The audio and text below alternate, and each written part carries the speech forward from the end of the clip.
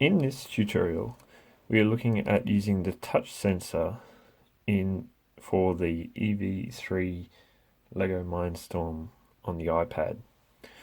In the program, what we want to do is have the robot drive forwards until its touch sensor is pressed, and then we want to stop the motors and stop the program. So, to do this, to begin with, we need our start block. Off our start block, we need a drive block, and we're going to set it to on. We're going to have it move forwards and at a pace of 50. From here, we need to go to our sensors, our yellow tab, and we're going to drag in a timer sensor. Select the top section, and we're going to go down to touch sensor. In the touch sensor, we have two things. We have compare and change. In compare, we have status. This gives us a variable down the bottom.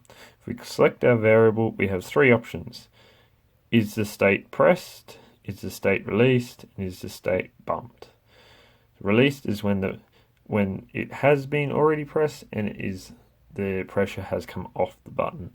Pressed is when it's in the release state and it goes and it gets hit by something and is pressed.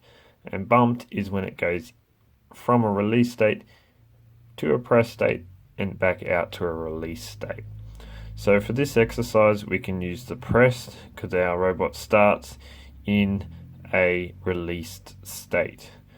Alternatively, we can go back up to our top section, touch sensor, and change and status.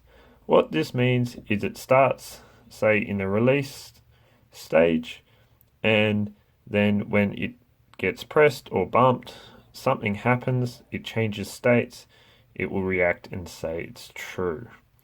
So, if we attach our block up and we go into touch, compare, state, we get our variable, we select pressed, and that's true. So our motor will run until it is pressed. So if we run that code now, it would run forwards until it's pressed. Now, we're just going to add in our stop our engines block off and apply braking is true. And then our program will end.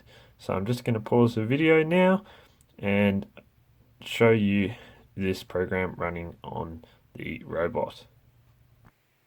Here is our robot. We have a box in front of it, and you can see our sensor on the top of our robot up the top of the screen. So I'm just going to press play. Software is going to download. You can let it run. As soon as that sensor got pressed, the program stopped and the robot stopped.